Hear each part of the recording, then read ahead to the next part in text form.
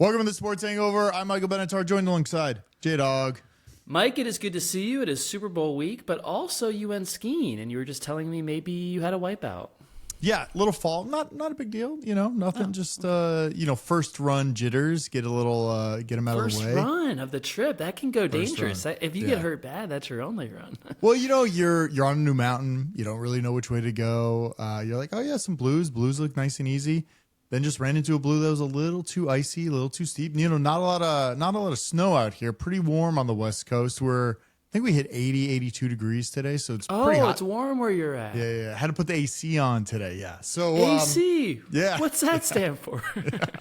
So, yeah, it was great. I mean, we were out there for Sundance, so it was pretty poppin'. I saw you went during Sundance. I was like, wait, did Mike plan this? Did you go to any movie premieres when you were there? I had no idea. We realized afterwards because we're like, oh, no wonder everything was so expensive that week. Definitely felt like a mini LA in Park City over the weekend. It was, a ton of people in leopard print onesies walking around town. Very LA for sure. It was fun. It was a good scene. Got some swag. Sundance, it's the last year. It's the last year the Sundance Festival is in Park City. As you know, it's moving to Boulder, where one of our other friends lives, so he can go all the time when it's over there in Boulder. You get to see the last Sundance in Park City. That's actually historic. People seemed a little upset about it. I think it was definitely a city thing. Like they didn't want to give them something. I don't really know the details. Did you get the inside scoop? Didn't get the inside scoop. Boulder, I imagine would be nice, but Park City is kind of like that's it. When you're in Boulder, I feel like you can go to Denver, you can go all these other places, you can go skiing at other resorts. But here it was like Park City was like this, one strip. Great little town. My favorite ski town I've been to so far. I haven't been to that many, but one of my favorites. Breckenridge exists, Mike. I would say Park City is a much better town than Breck. Much better? I love Breck. You have not been to Park City. Feels like a real town that just happens to be on a ski mountain. And you also have Deer Valley next door. It's great. Park City, you and mutual friend and Canadian friend, all listeners of the show, you all had a weekend in Park City, and some stories came out of that weekend that live on to this day. So I know Utah has this reputation of like not being a big drinking culture, not being a lot of fun. You guys made Park City fun. That's all I know about that weekend. Definitely a lot of drinking, a lot of weird like basement clubs in Park City. You're just kind of walking on the street and you're like, oh, tequila lounge, what's down here? It's like it's literally a club with a DJ and they're pouring tequila. So it's pretty good. Yeah. That's okay. So Utah does have some great spots. Salt Lake City, not so much. You got to fly in there to go to Park City. But, easy get to the drive. airport, get right out of there, and then you're in beautiful Park City. 30-minute drive to Park City from the airport. That's easy.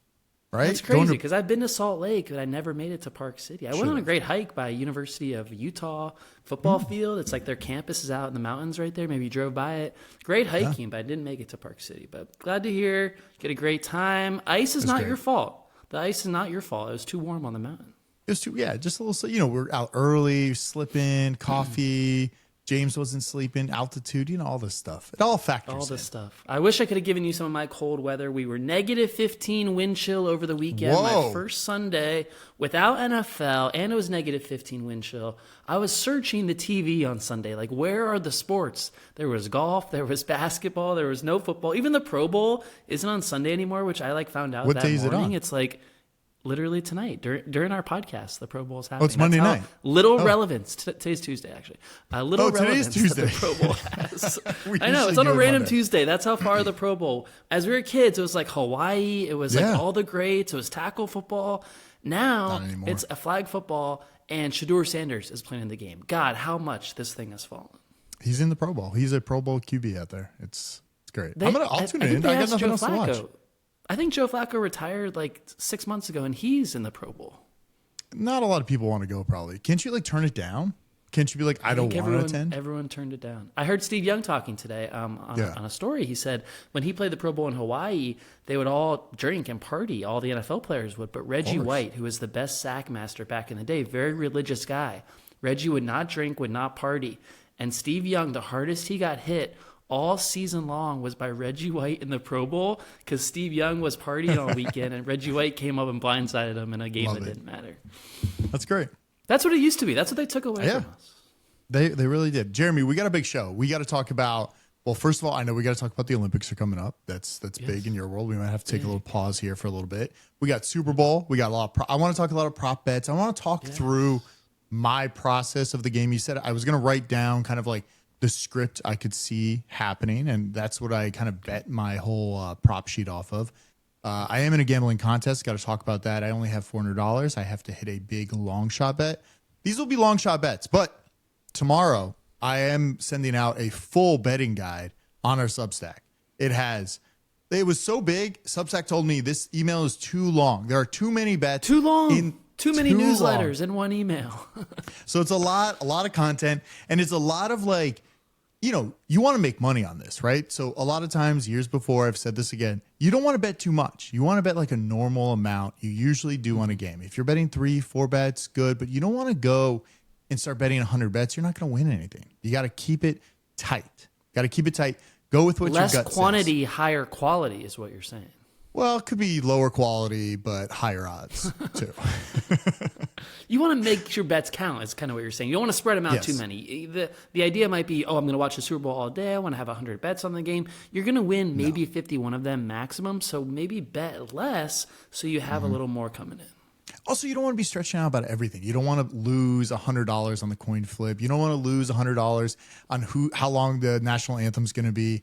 I don't want to do that anymore. I want to enjoy the game. I want to bet on things I want to happen. I want an exciting game. That's what I'm looking forward to this weekend. And I hope. And you do want to lose like $5 to $10 on these things, just not $100 on each yes, one. Yeah. Do not put $100. So first of all, the Substack. How can people sign up if they're listening now? Maybe it's Tuesday night. Maybe it's Wednesday. Maybe it already came out. They can still get it probably. How can they sign up to make sure they receive the email? Listen, if it is not in the description of wherever you're listening on YouTube, anywhere else, then fire the intern. Fire the AI intern.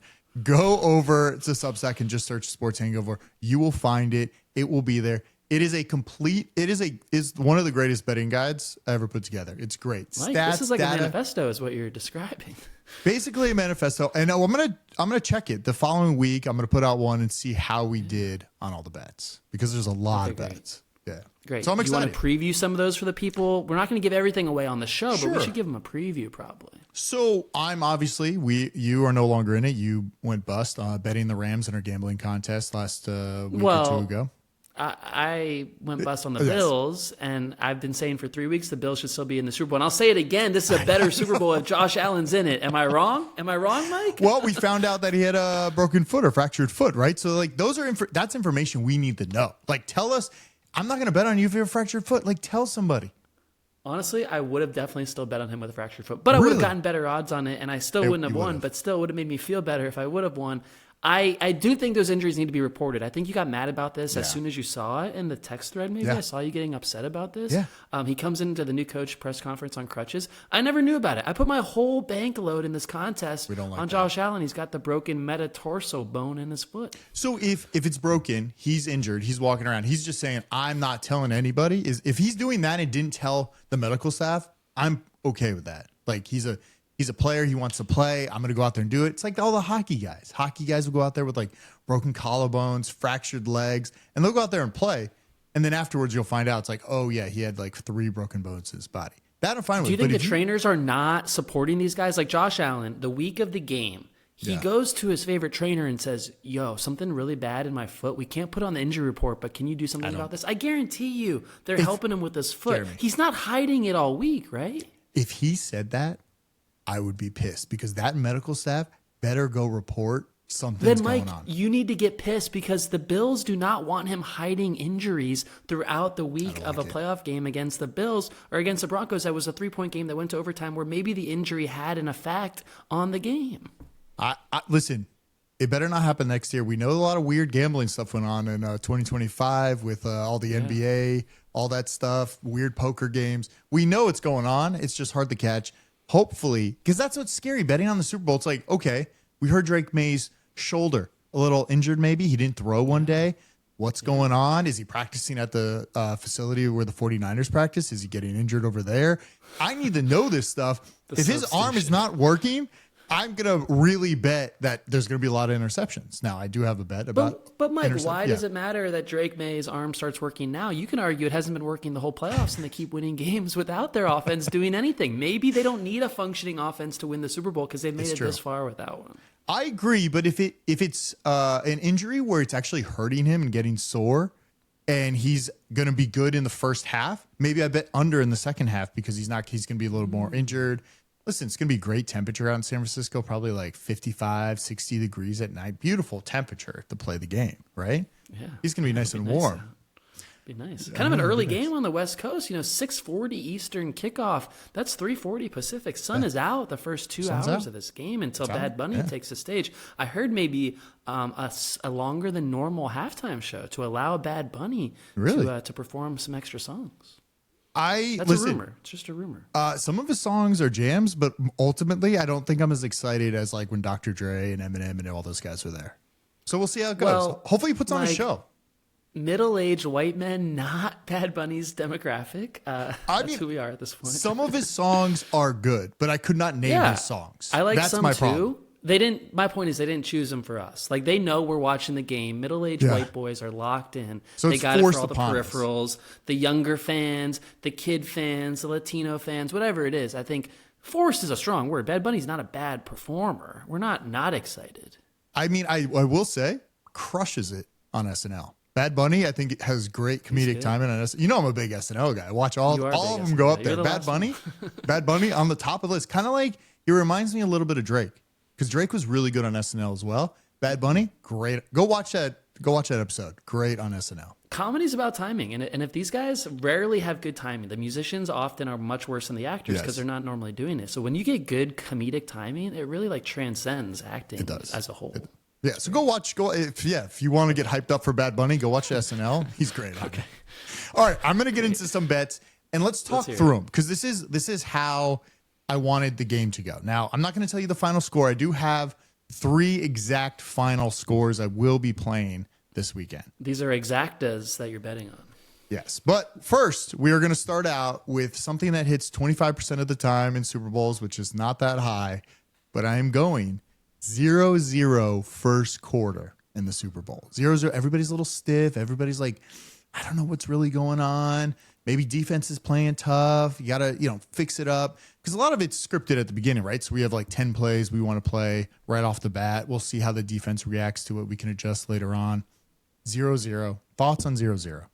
It happens 25%. That's kind of a lot, because I bet if you look at all the regular season games this year, it didn't happen in 25% of games, much less. Mike, I lost you for a second. We got your backup source.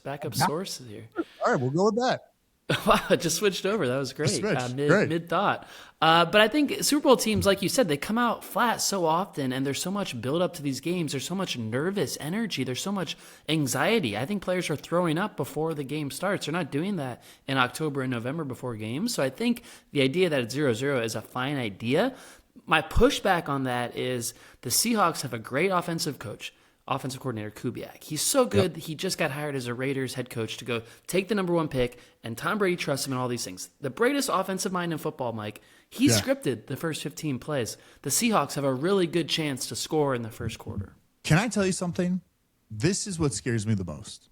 I do not like when coordinators are interviewing. I don't know if he interviewed for the job, but if you're going to get a new job after this job ends, I do not like that at all. I don't like your mind being somewhere else. When somebody is going to the Super Bowl and they're interviewing for another job, it's like, what are you doing? You're going for like the biggest presentation of your life, and you're like, actually, I got another gig lined up, so I don't really care about this one anymore. The hiring process has been very messy across the NFL. Teams were like having coaches interview like the Friday and Saturday before they played games on Sunday, like 48 hours or 24 hours before they even played their playoff games. Thankfully, for the Super Bowl, I hope your concerns can be alleviated here. He interviewed last weekend. He got offered the job Monday morning. He doesn't have to coach his 15 plays till Sunday. He's got time at least. He is leaving. He's moving on after Sunday. But he might never be back. Mike, he's going to the Raiders. I don't think he's going to be back in the Super Bowl anytime soon. He understands what a special moment this is. All right, so 0-0, you like 0-0? I do like it overall, but look out for the Seahawks. If I can also pick an exact like 7-0 Seahawks or 3-0 Seahawks, I might take it a step further because of Kubiak, and his script calling. It's that good.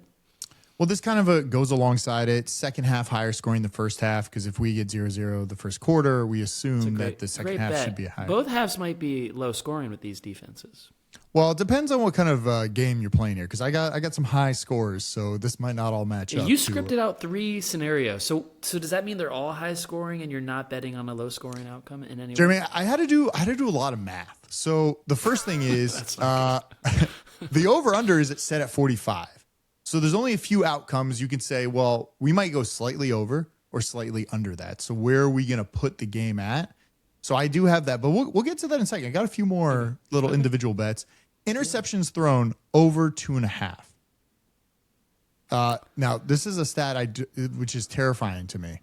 Wow. Sam Darnold has thrown the most interceptions in the NFL, next to I don't even know whoever else is a bad QB. He's thrown just as many as him, which is not good.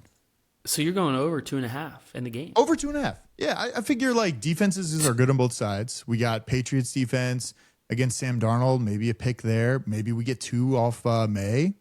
Kind of, feeling it out. Maybe a defensive score. You could throw a defensive touchdown in there if you want. I don't think Drake May throws 2 picks. I think Sam Darnold can throw 2 picks because, like you said, he led the league in interceptions. The Patriots have been ball hawking lately in the playoffs, and the Seahawks can pick off Drake May once. If Drake May throws 1 interception in this game, I think Josh McDaniels and the Patriots put the clamps on the offense. They take out all the big shots, all the big plays, and they say, we can't let this rookie quarterback lose the game for us. We don't even need him to play well to win, to my original point. And so I like the bet if you think Sam Darnold will throw 2 picks. If Sam Darnold throws 2 picks, the Seahawks might not win the game, and that could conflict with some of your scenarios, Mike. It definitely does. I have no scenario here that the Patriots win, which is pretty bad.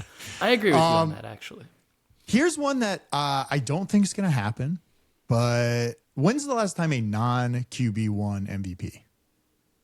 Was it that defense, right? Was it a defensive guy? Was it they usually don't give it to anybody. Did Aaron Donald win the year the Rams beat Joe Burrow? He had a big sack at the end. Was it then?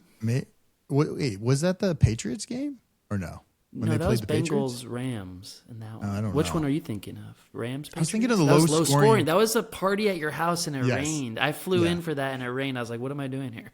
Yeah, it was miserable. We were supposed to be outside. Super Bowl. It rained. Yeah, exactly. So listen, I know the stats are not in my favor here, but my scenario of the game is that Kenneth Walker takes over the game, does 3 touchdowns for Kenneth Walker, get him MVP if they win the game. Oh my God, 2 might get him in a 14-3 game, in a 21-10 game, 2 touchdowns. Your script doesn't say that. It doesn't say something. I know where you're going with this, and I love it. These quarterbacks are not built to win the game for their teams. Other players are. And if you look at the script, good defenses, inexperienced quarterbacks at the highest level. I actually like both running backs. Take it a step further. Get Ramondre Stevenson involved. He's 28-1 to win the Super Bowl MVP. I think Kenneth Walker's around 25-1. These are way too low. I would put money on both of those and not think the quarterbacks are going to win. To your point, bet on both running backs to win the MVP. Kenneth Walker is plus 650. So $50 wins you $375 if he wins MVP. It's only 6.5-1. I thought it was bigger. I think Ramondre Stevenson's 25-1. Yeah, it's just I don't want to put anything for the Patriots, so I'm just going full on Seahawks. You're not hedging. You're going. I'm not hedging. Full script. I'm going all in. It's the last game of the year. Just might as well go with the script you want, right? So I like the Kenneth Walker one. I really thought about it. If he can just get the run game, even if it's on the goal line, he can get some goal line runs. That backup running back, don't even know his name, will not get that many touches. So this is Well, he hasn't looked good when he plays because Chardonnay is not there. Our boy Chardonnay. You'd be betting on Chardonnay to win Super Bowl MVP if he was playing in the game, but he's not. So he's a little Kenneth Walker. Much better blocker. Yeah. So Walker, it's his job to lose. Hopefully, he can MVP. And then I have 2 fun ones. I have anytime Bobo touchdown and anytime Shaheed touchdown as well in there. Because Bobo got Seahawks oriented. Yes, but not the key players. We're not going Cup or JSN. We're going these little guys. Higher upside, but because they're going to do trick plays. I don't know if you saw that photo of Cup throwing the ball. There might be some trick plays in there involved. Oh, from practice? I didn't see that. Are we snapping pictures at practice?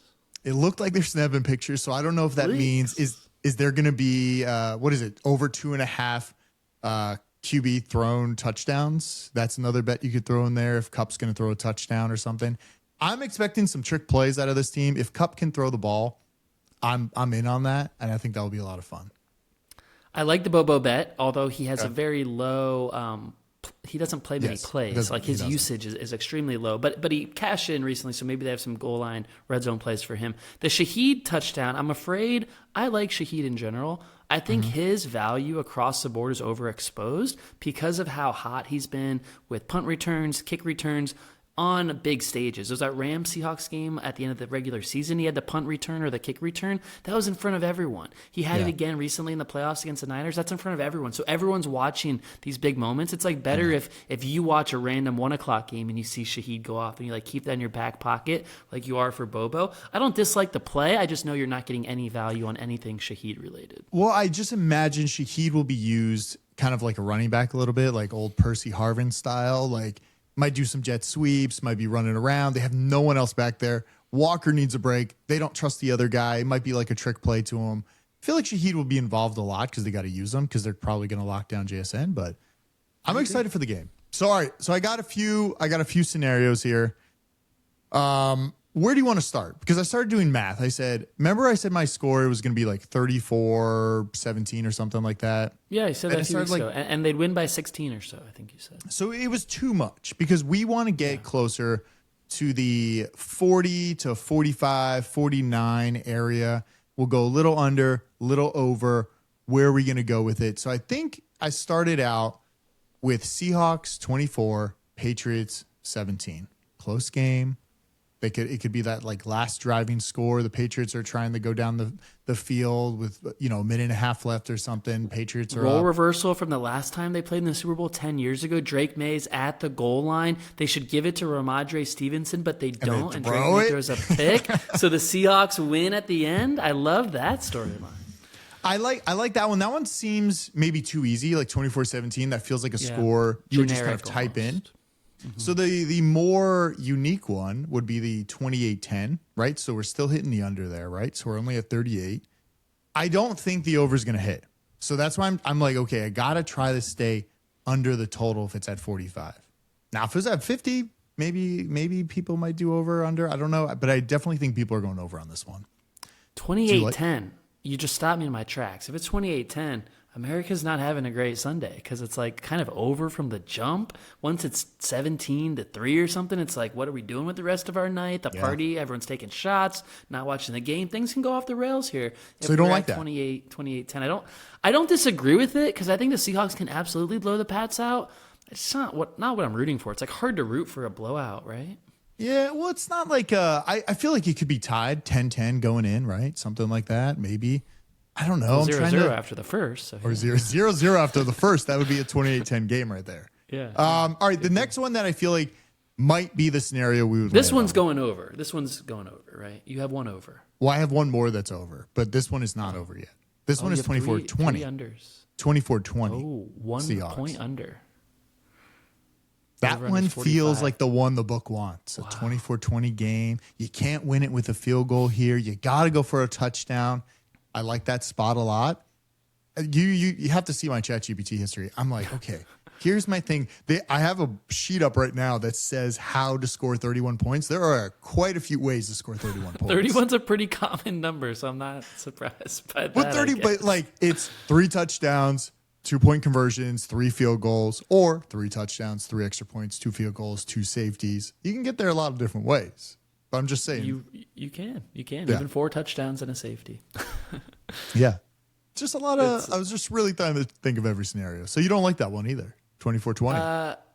I like it in the sense that Vegas has been nailing the final scores of games, and like so often in these playoffs, the line's like 3.5, and it's a 3 or 4 point game. 4.5, it's a 4-point game. They've been doing that throughout the playoffs. So like if you believe Vegas, that's a bet to make. Mike, we said last week we don't believe Vegas, actually. Why is the line not 6.5 or 7? We trust them throughout the year. I don't trust them right now. I think they want action on the game. If they make the line 6.5 or 7, people are checking out, like I said. They're thinking it's going to be a blowout. They're getting less action. A smaller line is going to put more action on the Seahawks, more action on the game in general. So the line is at 5, but Circa downtown in Vegas, somebody got an exact matchup for the Super Bowl. They put $100 on it. That pays $310,000. No, someone did that this season. Yeah, with the Patriots winning. So they have Mike, a lot of we just covered on last week's show. This is the most unlikely Super Bowl based on preseason odds in NFL history. Yeah. So that someone guy got did it. get the script. Somebody got the script. Now they think the Patriots are going to win. My That's only the issue. over. They won't win. My only over here. This would be, I think, a 48. So this would be slightly over. It'd be 31-17 Patriots. That is my final exact Patriots matchup. winning that one. No. Seahawks 31. Patriots win in no scenario. No scenario. We ran the simulation 1,000 times, and the Patriots didn't win once. I honestly don't see a way they could win, and it feels bad because now everybody else is like Patriots. All the tickets are on Patriots. Everybody's doing. Seahawks. No one's betting on the Patriots, so now I'm a little nervous because everybody thinks Seahawks are going to win. The Patriots shouldn't be here. And the sooner that we all accept that for what it is, like the more money you can risk on the Seahawks, knowing that this is not an equitable Super Bowl. Of course, anything can happen. Of course, things can go off the rails and the upset team can win. In general, you look at the Patriots' body of work, whether it's the regular season or the playoffs, and they don't belong here. The Seahawks, meanwhile, you look at their body of work, they had some easy games throughout the season. Sure. They also dominated their division, which was clearly the best division in football throughout the regular season and the playoffs, because those were the teams left standing, and they knocked them both out, the 49ers and Rams. These are not equal teams. The line is still too small at 5. I would be hammering the Seahawks. I'll be on Seahawks -5. I'll be on Seahawks money line. If I get alt line to Seahawks -12 or 13, I'll be on that too. Where are you watching the game? Be at work. At work. Oh, all right. Where were you? I'm going to be here. Kid, I'm going to try to lock myself back here to make sure I can. Oh, are all the kids coming over again? Kids are coming. Kids are going to be here. Yeah. Might lose a mutual friend for Super Bowl. He might be bailing on the Super Bowl this year. He doesn't like all those little kids. No. I mean, he likes them, just not on Super Bowl Sunday, and I can't blame him for that. Mike always makes this mistake, if you call it that, on Super Bowl, where he has a party and he invites everyone over, but like we said earlier, we're now middle-aged men and everyone has kids, and so all the little kids come over and it becomes a kid thing and not a Super Bowl thing. And you might have the best intentions, like have a Super Bowl room, have a kids room. The kids walk through doors. They just happen to come through and everything changes. It actually made me think I should just get a bounce house out front. Oh, I'm going to order a bounce house. I'm going to do it today. We just did that. We just came up with that. We're going to order a bounce house. The kids will the house never will be completely inside. kid-free. That'd be great. Put a cooler out there. Have them pee in the grass. Never come inside the whole game. That'd be great. Cotton candy machine, and it would be great. Yeah. All right. Good. Anything else you got? I mean, the big one's coming out. The big list. So many props. You can look through it. Hopefully, you win some money. Probably not going to win any money on any of the ones I just mentioned here because it's an exact. If you hit one of these though, it is a pretty big win. If you put $50 on, which one was it? Like 24-17, you win $3,800 for $50. That's awesome. So some exact scores you're saying? Yeah, exact scores. Yeah, Some the more exact random ones, like 24-20, for some reason pays out almost $5,000. I didn't hear you bet on safety. Sometimes you make money with a safety in the Super Bowl.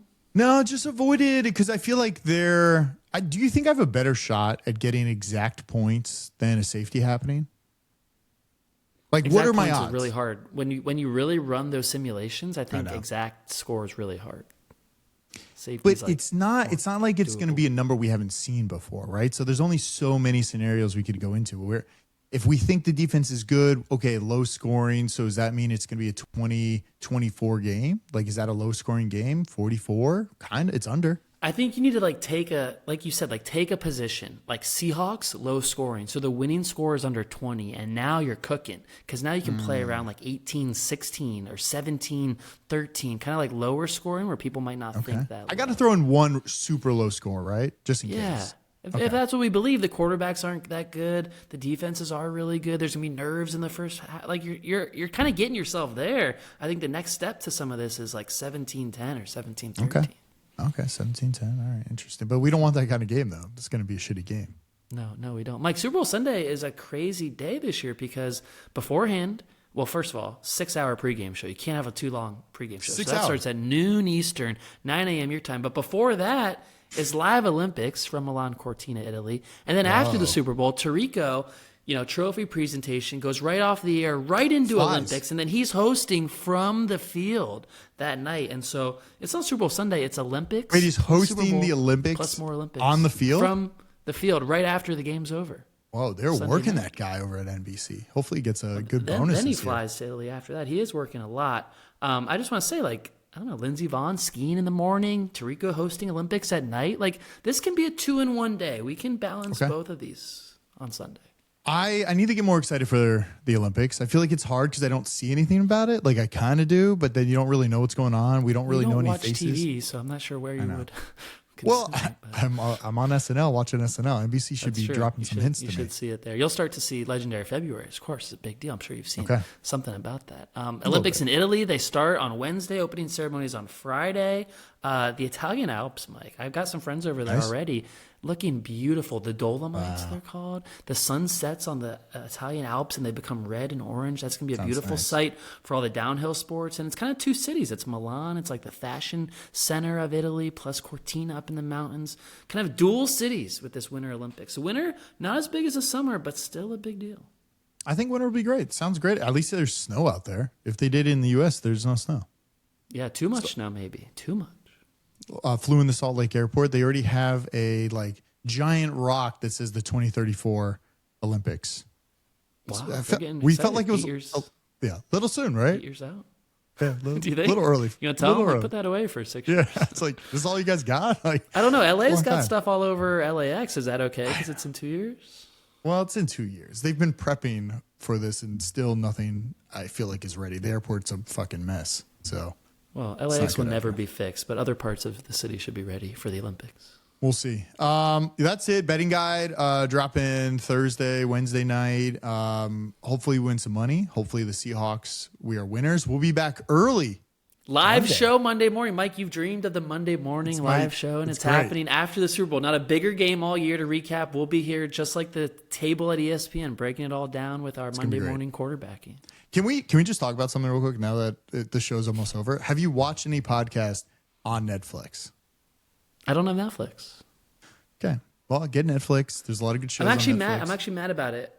You can tell me about your podcast viewing experience in a second, but I'm mad that, one, we've been doing a podcast for 15 years. Two, Netflix is just discovering and making a big deal out of podcasts now. Where have you been? But also, they're taking talent from the sports world. They're creating shows with them, and they're calling them podcasts, even if there's no audio-only component to them. And that is blowing my mind, honestly. Jeremy, I have been watching a few, and it's making me really upset because I will say we have a great setup. We might have better setups than most people recording that are airing on Netflix. Netflix, if you're here, we know people on Netflix.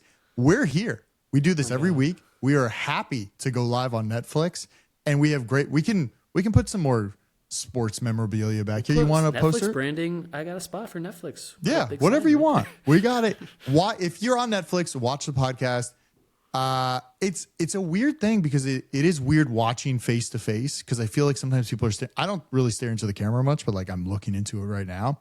A little too much eye contact when you're looking in the camera. I'm looking at you, but I don't know. I'm not too happy about it. Also, when I watch podcasts, I want to have a feed where I can go and just watch my podcast. I don't need it bundled in with my James Bond and then the Bill Simmons podcast next to it. Well, they want you watching their shows and their movies, not the other podcasts on an audio feed. And so you're right. It's not built for an audio. Don't even call it a podcast. Call it a show. It's like a simulcast. I don't know. But we're happy to be there if they want to pay us. Mike, I hear people are being offered 9 figures just to bring their show to Netflix. Jeremy, we'll take less than 9 figures. I'm going to reach out to some people. We're ready. We've had enough reps under us to get on Netflix. So Monday after the Super Bowl, you can either watch Bill Simmons crying about the Patriots after they lose, or you can watch us with Mike Seahawks after their world champs, World Series champs, Super Bowl champs. It's possible your team could be champs. In just a few by the days. way, I did put up some Sports Hangover Seahawks swag. I don't know if that will be getting taken down anytime soon, but should be there. If you go to the website, it will be there, and you guys can buy some swag. I was just wearing it too, but it got too hot for this sweater. Yeah, actually, just realizing you're not in swag, and that's disappointing. Your team is literally playing in the Super Bowl this week. I know. It was way too hot. I couldn't go in. I have Chiefs jerseys. I have Dolphins jerseys. I have no Seahawks to support you. It's all right. I'll get you something. All right. Good show. We will be back next week. I hope I will be in all Seahawks swag, hats, gear, everything. I'm excited. I'll see you Monday. See you.